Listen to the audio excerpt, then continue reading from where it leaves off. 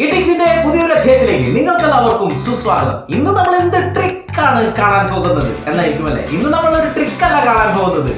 അപ്പൊ നിങ്ങൾക്ക് തമ്പനയിലും ഒക്കെ കണ്ടപ്പോൾ മനസ്സിലായിട്ടുണ്ടാവും. അതെ, നിങ്ങളെല്ലാവരും കാത്തിരുന്ന SX-900ന്റെ ഒരു റിവ്യൂ ആണ് ഞാൻ ഇന്ന് ചെയ്യാൻ പോകുന്നത്. അപ്പൊ നമുക്ക് കീബോർഡ് ഉള്ളത് ഇരിട്ടിയിലുള്ള സെന്റ് ജോസഫ് ദേവാലയത്തിലുള്ള CGHന്റെ കയ്യിലാണ്. പക്ഷെ നമ്മൾ വെച്ചിട്ടുണ്ട്. അപ്പൊ ഞാൻ അവിടെ പോയി അതൊക്കെ സെറ്റ് ചെയ്ത് നമുക്ക് കിട്ടാവുന്ന അത്രയും വീഡിയോ എടുത്തിട്ടാണ് വരിക. അപ്പൊ അതിൽ കിട്ടുന്ന വീഡിയോസ് എല്ലാം നമ്മുടെ ചാനലിലൂടെ ഞാൻ നിങ്ങൾക്ക് വേണ്ടിയിട്ട് ഷെയർ ചെയ്യും. അപ്പോൾ അത്യാവശ്യം ഓപ്ഷൻസ് ഒക്കെ ഒരു ദിവസം കൊണ്ട് നമുക്ക് എത്ര എടുക്കാൻ പറ്റുന്നുണ്ടെങ്കിൽ അത്രയും നമ്മൾ എടുക്കും. എന്നിട്ടാണ് നമ്മൾ വരിക. അപ്പൊ നമ്മൾ അപ്ലോഡ് ചെയ്യുമ്പോൾ തന്നെ നിങ്ങൾക്ക് ലഭിക്കാൻ നിങ്ങൾ എന്ത് ചെയ്യണം? ഇതുവരെ എന്റെ ചാനൽ സബ്സ്ക്രൈബ് ചെയ്തില്ലെങ്കിൽ ഇപ്പോൾ തന്നെ ചാനൽ സബ്സ്ക്രൈബ് ചെയ്ത് ആ ബെൽ ബട്ടൺ അമർത്തി ഓൾ എന്നുള്ള നോട്ടിഫിക്കേഷൻസ് കൂടി എനേബിൾ ചെയ്താൽ ഞാൻ അപ്ലോഡ് ചെയ്യുന്ന വീഡിയോകൾ അപ്പോൾ തന്നെ നിങ്ങൾക്ക് നോട്ടിഫിക്കേഷൻ ആയിട്ട് ലഭിക്കുന്നതാണ്. ഓക്കെ, അപ്പൊ ഇനി ചെറിയൊരു കാര്യം കൂടി, ഇൻഫർമേഷൻ കൂടി ഞാൻ ഈ ഇൻട്രോയിൽ പറയുകയാണ്. നമ്മുടെ വീഡിയോ സാധാരണയായിട്ട് ഞാൻ അപ്ലോഡ് ചെയ്തുകൊണ്ടിരുന്നത് ഞായറാഴ്ച 4 മണിക്കായിരുന്നു. അത് പിന്നെ ഞാൻ 4:30-ആക്കി, പിന്നെ 6:30-ആക്കി. എനിക്ക് തോന്നുന്നത് കംഫർട്ടബിൾ ആയിട്ടുള്ള ഒരു ടൈം ഞായറാഴ്ച 8 മണിക്ക് ആയിരിക്കുമെന്നാണ്. അപ്പോൾ ഇന്നത്തെ നമ്മുടെ വീഡിയോ അപ്ലോഡ് ആവുന്നത് ഞായറാഴ്ച 8 മണിക്കായിരിക്കും. അപ്പൊ ഇനിയുള്ള എല്ലാ ഞായറാഴ്ചയും 8 മണിക്കും തീർച്ചയായും കീട്രിക്സിന്റെ ഒരു കീബോർഡ് സംബന്ധമായ ട്രിക്കുകളുള്ള ഒരു വീഡിയോ എല്ലാ ഞായറാഴ്ചയും 8 മണിക്ക് അപ്ലോഡ് ആവുന്നതാണ്. അപ്പൊ നിങ്ങൾ എല്ലാവരും മറക്കാണ്ട് ആ ടൈം ഓർത്ത് വെക്കണം. ഇനി ആ ടൈമിന് എന്തെങ്കിലും ഡിഫറൻസ് വേണമെങ്കിൽ കമന്റിൽ കൂടി ഒന്ന് അറിയിക്കുകയും വേണം. അപ്പൊ ഇനി അധികം ഒന്നും പറയുന്നില്ല, നമുക്ക് നേരെ വീഡിയോയിലേക്ക് വിട്ടാലോ.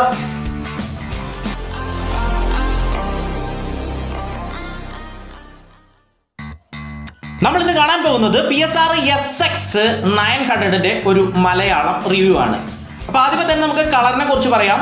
നല്ല അടിപൊളി ബ്ലാക്ക് കളറാണ്. അതുപോലെ നല്ലൊരു ടച്ച് സ്ക്രീനും നൽകിയിട്ടുണ്ട്.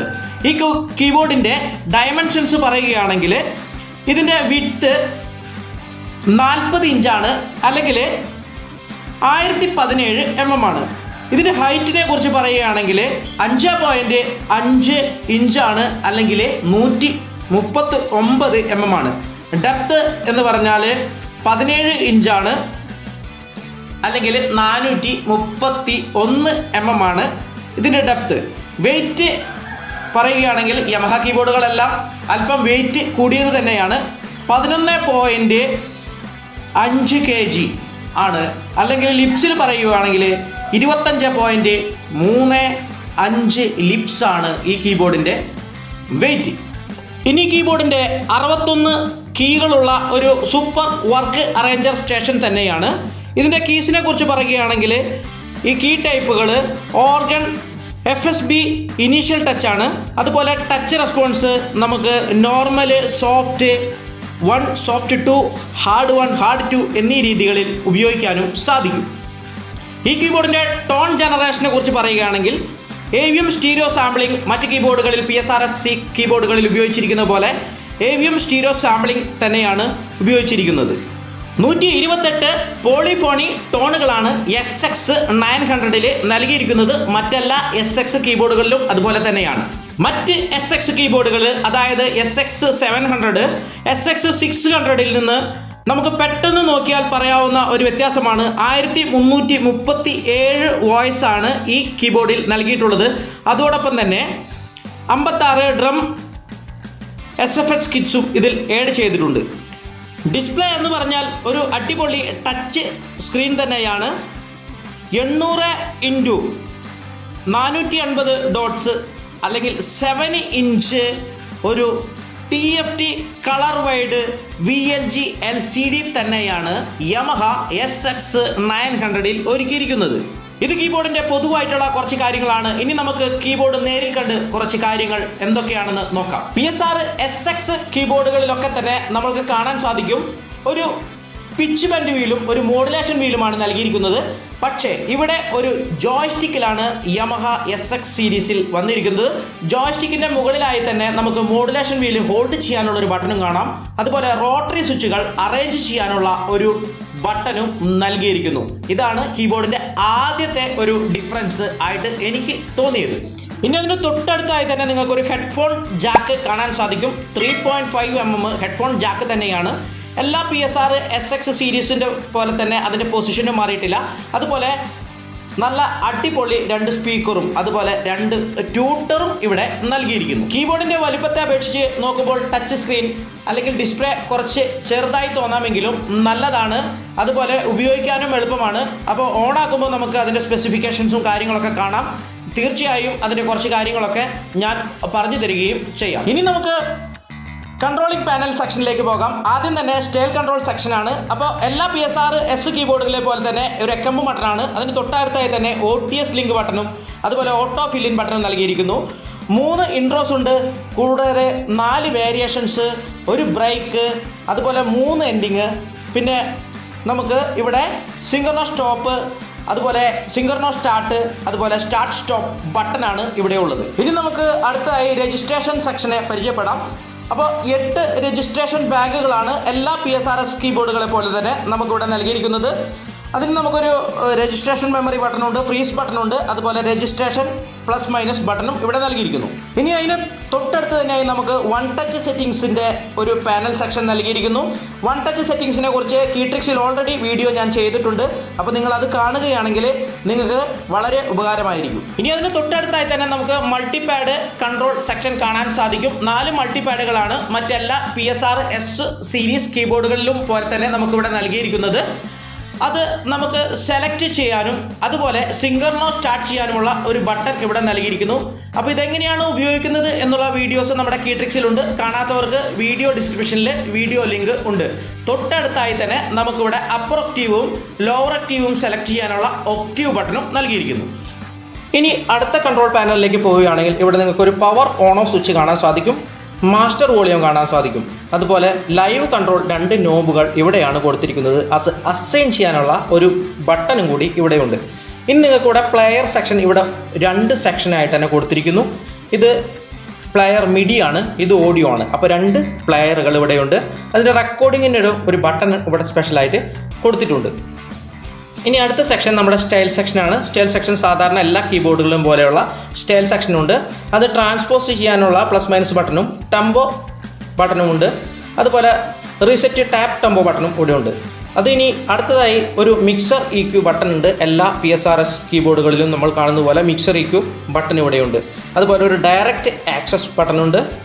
അതുപോലെ നിങ്ങൾക്കൊരു കൂടുതലായി കാണാൻ സാധിക്കും ഒരു കോഡ് ലൂപ്പറും അതുപോലെ റെക്കോർഡിംഗ് സ്റ്റോപ്പും ഓണും ഓഫും.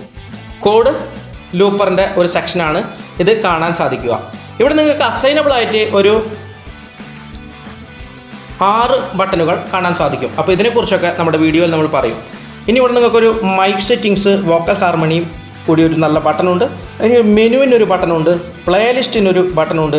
അതുപോലെ നല്ലൊരു ഡാറ്റ എൻട്രി ഡയലാണുള്ളത്. ഡാറ്റ എൻട്രി ഡയലിനോട് കൂടെ തന്നെ നമുക്ക് പ്ലസും മൈനസും ചെയ്യാനായിട്ട് ഇവിടെ ഡിക്രീസ് ഇൻക്രീസ് എന്ന് പറയുന്ന 2 ബട്ടണുകളുമുണ്ട്. ഇവിടെ ഒരു എക്സിറ്റ് ബട്ടണുണ്ട്, ഒരു എൻറ്റർ ബട്ടണുമുണ്ട്. ഇനി അടുത്ത സെക്ഷനിൽ നോക്കുകയാണെങ്കിൽ ഇവിടെ വോയിസ് സെക്ഷനാണ്. വോയിസ് സെക്ഷൻ എല്ലാ Yamaha കീബോർഡുകളിലും പോലെ തന്നെ വളരെ മനോഹരമായി LED-യോടുകൂടി അറേഞ്ച് ചെയ്തിട്ടുണ്ട്. ഇവിടെ ഹാർമണി അപ്യോജിയോ അതുപോലെ സസ്റ്റെയിനും നമുക്ക് സെലക്ട് ചെയ്യാനും അത് കൺട്രോൾ ചെയ്യാനുമുള്ള ഒരു സെക്ഷനുണ്ട്. ഇനി ഇവിടെ നിങ്ങൾക്ക് വോയിസ് സെലക്ഷൻ്റെ ഒരു സെക്ഷനാണ്. വോയിസുകൾ എങ്ങനെയൊക്കെ ചെയ്യാം, അത് ലെഫ്റ്റ് ഹോൾഡ്, അതുപോലെ ലെഫ്റ്റ്, റൈറ്റ് 1, റൈറ്റ് 2, റൈറ്റ് 3 എന്നുള്ള ബട്ടണുകളും, അതുപോലെ ലോവർ ഓൺ ഓഫും അതുപോലെ അപ്പറും ഇവിടെ നിങ്ങൾക്ക് കാണാൻ സാധിക്കും. ഇനി നമുക്ക് ബാക്ക് പാനലിലോട്ട് പോവാം. Yamaha എന്ന നല്ലൊരു ലോഗോയുണ്ട്. സാധാരണ എല്ലാ Yamaha കീബോർഡുകളിലും കാണുന്ന പോലെ ഒരു എക്സ്റ്റേണൽ അഡാപ്റ്റർ വെച്ചിട്ട് തന്നെയാണ് ഇത് ഓൺ ചെയ്യുന്നത്. 16 വോൾട്ട് അഡാപ്റ്ററാണ്. ഇവിടെ നിങ്ങൾക്ക് ഔട്ട്പുട്ട്, മെയിൻ ഔട്ട്പുട്ട് 2 എണ്ണം കാണാൻ സാധിക്കും. റൈറ്റും അതുപോലെ ലെഫ്റ്റ് പ്ലസ് റൈറ്റും കാണാൻ സാധിക്കും. ഇവിടെ ഒരു സബ് ഔട്ട് ഉണ്ട്, സബ് ഓക്സ് ഔട്ട്പുട്ട് ഉണ്ട്.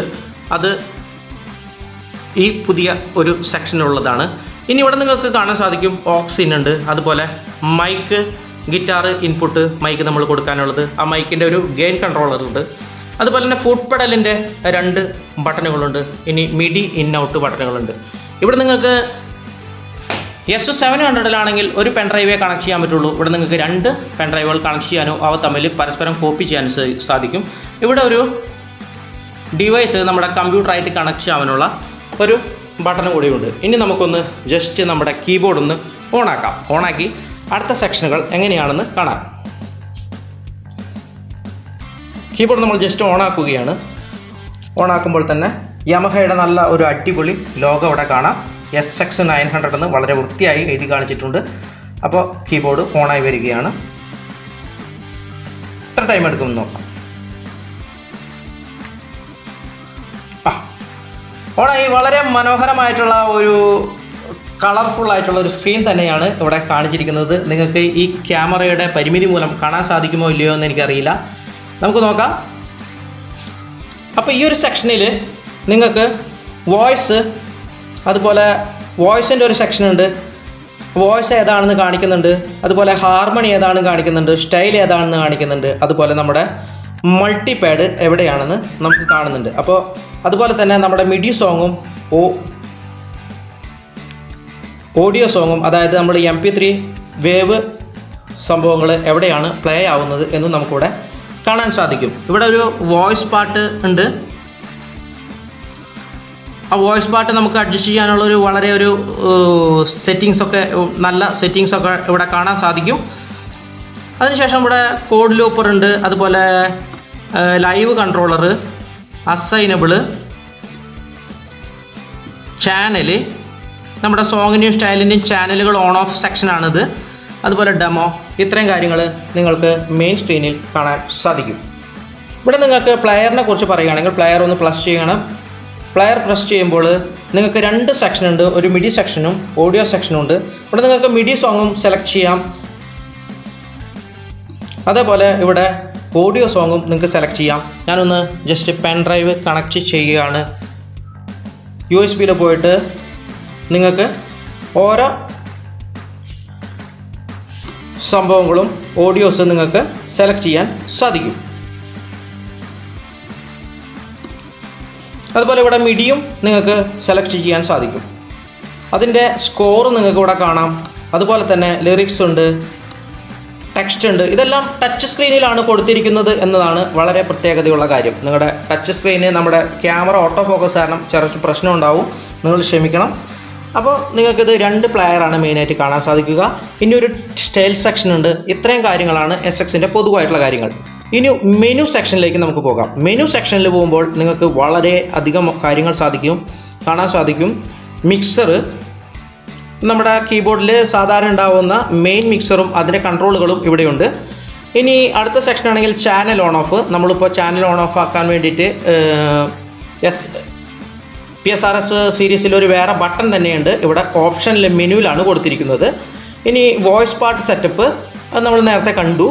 ഇനി ലൈൻ ഔട്ട്, അതെങ്ങനെയൊക്കെ കൊടുക്കണം, റൈറ്റ് 1 റൈറ്റ് 2 ആണ്, മറ്റേത് എങ്ങനെയാണ് കൊടുക്കേണ്ടത് എന്ന് നമുക്ക് ഇവിടെ സെലക്ട് ചെയ്യാൻ പറ്റും. അതുപോലെ സ്കോറിൻ്റെ കാര്യങ്ങൾ നമുക്ക് സെലക്ട് ചെയ്യാം. ലിറിക്സ്, അതുപോലെ ടെക്സ്റ്റ് ഇവിടെ ഇല്ല. അതുപോലെ കോഡ് ലൂപ്പർ, ഒരുപാട് രജിസ്റ്റർ ഫ്രീക്വൻസ്, ഇങ്ങനെ ഒരുപാട് സെക്ഷൻസ് നിങ്ങൾക്കിവിടെ മെനുവിൽ കാണാൻ സാധിക്കും. ഇതിൻ്റെ ഏറ്റവും വലിയ പ്രത്യേകത എന്നുള്ളത് ഇതിൽ ബ്ലൂടൂത്ത് ആയിട്ട് കണക്ട് ചെയ്യാൻ സാധിക്കും എന്നുള്ളതാണ്. അപ്പോൾ നമ്മുടെ സാധാരണ PSR-S സീരീസിൽ എന്തൊക്കെ ഫങ്ഷൻസ് ഉണ്ടോ അതൊക്കെ ഏകദേശം സെയിം ആയിട്ട് തന്നെയാണ് എനിക്ക് കാണാൻ സാധിച്ചത്. ടച്ച് ഉണ്ട് എന്നുള്ളൊരു വ്യത്യാസം മാത്രമേ ഉള്ളൂ. പക്ഷേ ഇവിടെ നിങ്ങൾ ശ്രദ്ധിക്കേണ്ട ഒരു കാര്യമുണ്ട്. നമ്മളിപ്പോൾ ഒരു ഓഡിയോ സോങ് സെലക്ട് ചെയ്തു. അടുത്ത സോങ് നിങ്ങൾക്ക് ജസ്റ്റ് ഇവിടെ പോയിട്ട് സെലക്ട് ചെയ്യാം. അപ്പോൾ നിങ്ങൾക്ക് നെക്സ്റ്റ് ആയിട്ട് അത് പ്ലേ ആവുന്നതാണ്. അപ്പോൾ നിങ്ങളത് പ്ലേ ആവുന്ന സമയത്ത് ഞാൻ കാണിക്കാം.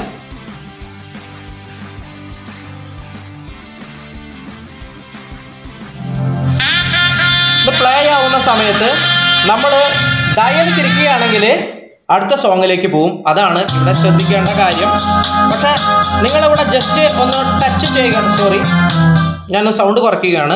അപ്പോൾ ഇത് പ്ലേ ചെയ്തുകൊണ്ടിരിക്കുകയാണ്. അപ്പോൾ നിങ്ങൾ അടുത്തതിൽ ടച്ച് ചെയ്യുകയാണെങ്കിൽ നിങ്ങളുടെ അടുത്തതിലേക്ക് പോവുകയില്ല. നെക്സ്റ്റ് എന്ന് ഇത് കാണിക്കും. നമ്മുടെ S സീരീസിൽ നമ്മൾ അടുത്തൊരു സ്റ്റൈലോ പാട്ടോ സെലക്ട് ചെയ്യുന്നത് പോലെ തന്നെ നിങ്ങൾക്ക്, അതായത് ഒരു മിഡി സെലക്ട് ചെയ്യുമ്പോൾ എങ്ങനെയാണ് അതുപോലെ തന്നെയാണ് ഇതിൻ്റെയും ഒരു അവസ്ഥ. അപ്പോൾ നമുക്കിത് ഡാറ്റ എൻട്രി തിരിക്കുമ്പോൾ വളരെയധികം ശ്രദ്ധിക്കണം എന്നാണ് എനിക്ക് തോന്നിയത്. വളരെ നല്ല ഒരു കീബോർഡാണ്. ഇതിൻ്റെ ഓരോ ഫങ്ഷൻസും എല്ലാ കാര്യങ്ങളും നമ്മുടെ കീട്രിക്സിൽ ഉടനെ തന്നെ ഉണ്ടാവുന്നതാണ്. അപ്പോൾ SX-ന്റെ വീഡിയോ എല്ലാവർക്കും ഇഷ്ടമായി കാണുമെന്ന് കരുതുന്നു. SX-ന്റെ നിരവധി ഓപ്ഷൻസും ഫങ്ഷൻസും നമ്മൾ തീർച്ചയായും നമ്മുടെ ചാനലിലൂടെ വിവരിക്കുന്നതാണ്. അപ്പോൾ ഇനി മറ്റൊരു വീഡിയോയുമായി ഞാൻ നിങ്ങളിലേക്ക് എത്തുന്നവരെ it's me Sunu signing off. By.